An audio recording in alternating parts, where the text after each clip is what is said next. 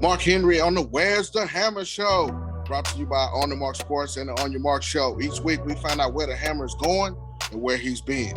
Come on in, Hammer Media's own Greg Hammer. What's going on with you? What do you say, big guy? Man, I say a lot, man. We got a lot to talk about today here on the Where's the Hammer Show. We're going to start with your Thursday night game. We'll go to your Friday night game. And also we had a treat Saturday as well. And then we'll get into next week. But let's start with Thursday. Kick it off. Yes, it was Geyer and Hebron. It was a big matchup. And Geyer started off that first drive was kind of slow. But when Geyer when they got in gear, man, it was on. They got in rhythm and they started clicking. Was hitting the big man, Wilson. They started that ground game going, and the quarterback looked good. He lived up to the billing. He definitely has some smoke behind him, man. He has a really good arm, and so the game kind of got away in the third and fourth quarter. That's kind of how that game went, man. But I tell you what, Geyer's looking really good. Well, a big time win, put up over 40 points against a very good Hebron team who, a lot of us here in the media expect both teams to be in the playoffs. Big time performance by Jackson Arnold. You talked about him as well. The defense, they got Vincent Page over there as well. That moved back from Nolan Catholic, and he just had a monster game as well. Monster game. Straight monster, man. He's a UNT commit headed to the University of North Texas. And then you got Peyton Bowen. I saw that he also had a big-time interception as well. You got Pope committed to the University of Pittsburgh. So that's a big-time team secondary. There. Yeah. Man, and that secondary is probably one of the best in the state. Yes, I would think. And, later on in the show, we'll get more into Geyer a little bit as there's a big matchup coming up with their brothers, Ryan. So we'll talk about that as well. Let's move on. This big, we're talking about huge, you know what I'm saying? A lot, man. And we're going to get into that later here on the Where's the Hammer Show. Let's talk about Friday's game, Hammer. Now, let me tell you about Fridays now. Look, the Broncos, Denton High Broncos. Let me tell you about this running back they have. All right, his name is Coco Brown, I think it is. He's number one. Man, he's a little workhorse, and he is someone told me the truth. So look for this guy right here. Now they play Lake Dallas. Lake Dallas pulled it out at the end. It was tight all the way to the fourth quarter, and it was a good game. I was impressed. It was a good game, but Lake Dallas came through. They have a really good quarterback, and they pulled that one out, and that was that Friday opener. Well, definitely Coco is on the map. Talking to you, a couple more people. I saw a couple things on social media. He's definitely going to be on the radar. He's definitely going to be on the scouts radar as well. Little plug. And we'll definitely be watching him in the next coming season. I'm going to have to get up there and check him out, man. But, I heard a lot of good things about him. He's a special talent, and definitely Lake Dallas came out on top on that one. Now, let's move into Saturday's contest. We were both in attendance for the Jerry Jones Classic at the Star in Frisco. And it was must-see TV. The crowd was wild on both sides. You had the Longview Lobos, a historic program coming out of East Texas, former state championship, led by Coach King. And you had Coach Hennigan and the Ryan Raiders, stockpile of talent on that side, on both sides of the ball, man. Talk about the Jerry Jones Classic a little bit. Okay, so look, that first drive with the Lobos, man, they went down and scored, and I know Ryan scored. They missed their extra point, I think. And then, but let me tell you, the Lobos, the energy was there. The energy was there. Ryan started out with running big hill, man. And it was like softening that middle, man. They didn't even have that other running back in, man. Hill was just the workhorse. And I'm like, okay, man, it was like thunder and lightning, man. When they put the other guy in there, it was like off to the races, man. So Ryan's defense was looking really good. really good. It was kind of close towards, the beginning. They were both getting after it, and then there was a certain point that you could see it kind of slipping away a little bit. The momentum shifted to Ryan, and they just, I just think there was a little bit too much for him towards the end. Well, this was a clash of titans for the first game. I think both coaching staffs kind of saw where both teams are at this time, which I think Ryan's just a little bit ahead right now. I think Longview will be a playoff team. This could be a Yes. preview of a matchup coming back. I think that just most definitely they're going to meet up again. Yes, I think that so. I think that Ryan, with all the returning talent they had, just had a little bit more experience. This was a big moment. I mean, talk about the crowd and the atmosphere, because you could feel it when you walked into the stadium. Yeah. The crowd, the atmosphere was there. I mean, Jerry Jones was in the building. It was, I think it was on the NFL Network. I think it was big. It was a big moment. I want to start a little bit with the quarterback for Ryan. We K5, we got to see him for the first time. I think he did exactly what he needed to do. He needed to manage the game. I thought he did that. He did that well. I mean, Ryan's gonna run the ball, and that's what they did. They ran the ball, and every now and then they take it down the field. And I'd give him a B plus A, man. I like the way that he carried himself, and I was impressed. So that was a question mark, and he answered on that one. Well, shout out to K5, Kalen Davis. He played well. He came out. They started out with the running game, a heavy dose of that of Hicks and Hill, 1-2 punch, which I think is very a heavy dose, like you said, of thunder and lightning, with Hill pounding you, and then Hicks with that speed, the spin move. He hit the B button a couple of times, spin move, and broke it out. 3 TDs on the night for Caleb Hicks, the MVP. He had an MVP performance. You also had Bailey in the slot that was working the middle of the field, and K5, I believe, did have a touchdown pass, and he settled down very well. I think he was very calm, cool, and collected. He played a great game. I had a chance to talk to him afterwards the game, and he was just in such good spirits.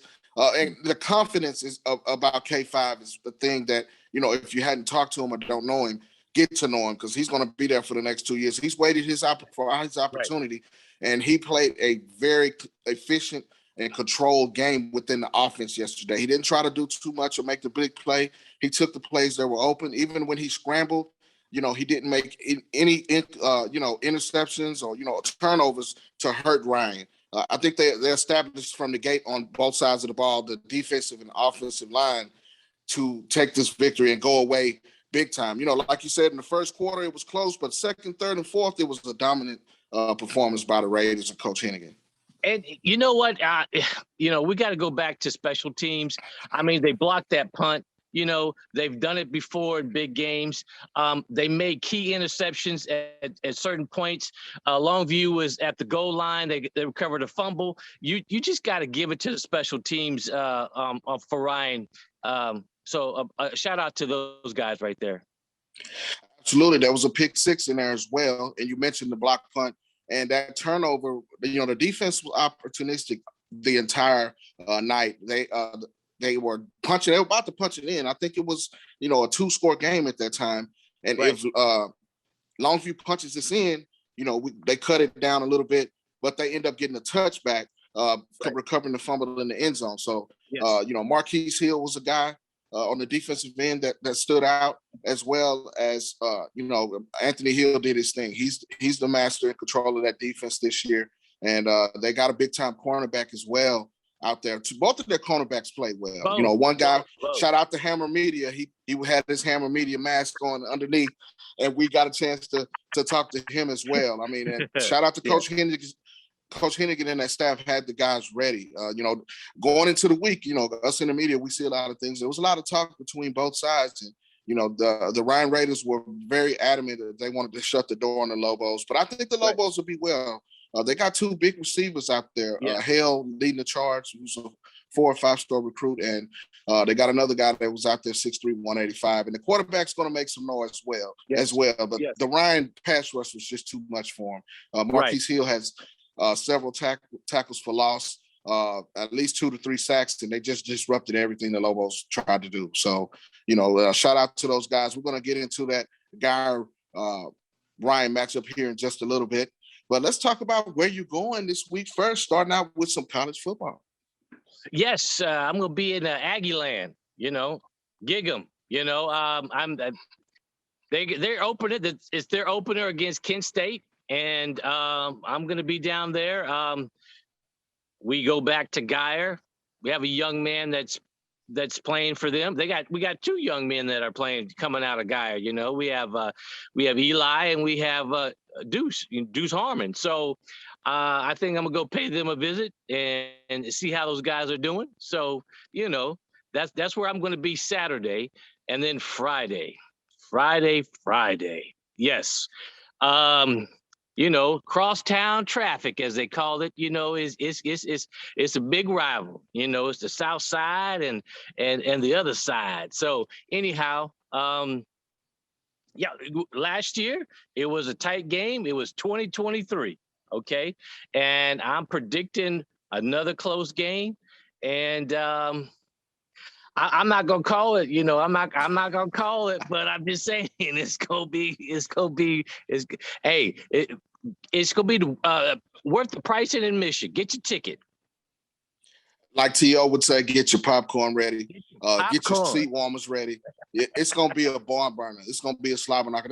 Like you said, on social media, we know these things and things behind the scenes. Both teams are already talking. We're talking about guys that probably play 7-on-7 together in the spring and summer.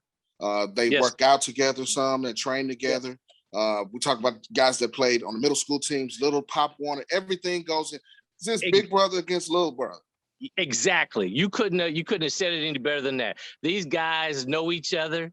They are friends. Some of them are friends, good friends, but they just don't go to different high schools. And this is what I want to say before the game starts and after the game. Look, last year was a great example, because what happened was the rival, they just brought it back last year. Okay.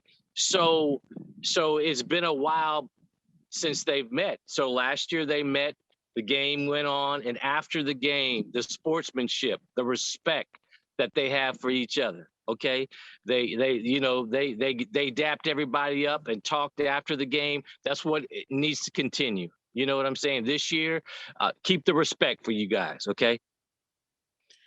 Well, I think it's going to be that way. These are 2-story programs, state championships in both programs, trophy cases at the schools, which we know. The coaching staffs have respect for each other. Both teams are ranked in 6A and 5A in the state of Texas. This is a classic class of Titans in the Denton County area. And myself and others in the media, we talk about these things, scouts around the state. You could go anywhere in Denton County and throw a quarter, flip a coin, anything you want to do, pull up at a park. You're going to see some of the top talent, and not just in Texas, but in the country. The recruiters are coming to that area looking for talent all the time. Look, I talked to my buddy Chris Harmon, who takes pictures and a video guy. I said, look, man, if you want to take a break, this is not the week to take the break, okay? Because right here, all the athletes that you want are going to be in one spot. You don't have to go nowhere else. They all gonna be right there Friday night. So I mean, if you're a media guy or photographer guy, whatever, you're gonna be a kid in a candy store, because there's nothing but big time athletes there. And that's all you need to see. If you're a scout, you're going to be in the house. The Scouts Radar has already got that game on the map. I've been talking to a couple of my scouts around the state. This is a big game, and people know about it. And if you hadn't made a name for yourself, this is a game that you want to make your name for yourself in, to get yourself on that radar as well.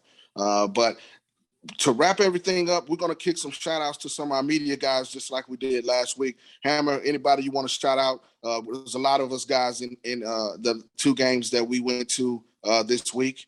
So kick out some shout out some of those guys around the DF Dub. you know, I, I'm still coming off those 4 games of shooting, man.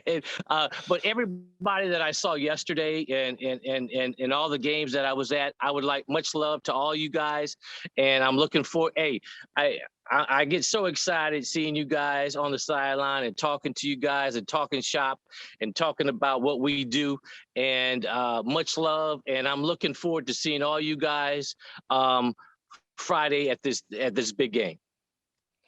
Well, it's going to be must-see TV. It's going to be packed on both sides, both schools. This is a rivalry.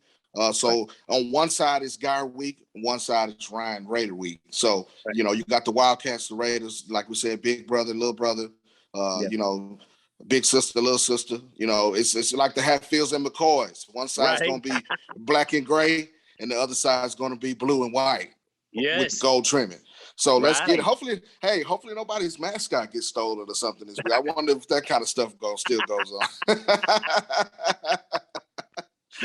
Now, before we let you go, Hammer, if you don't know, give out your social medias where you can see some of the best artwork that you do. That's second to none, man. Some of those pics, you know, Coco got a great feature that this week for Denton High. That was a super picture, man. Thank you. Give out your social medias before we get out.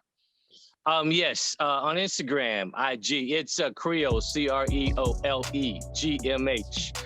On Twitter, it's Creole Hammer 17, and that's where I could be found, you guys.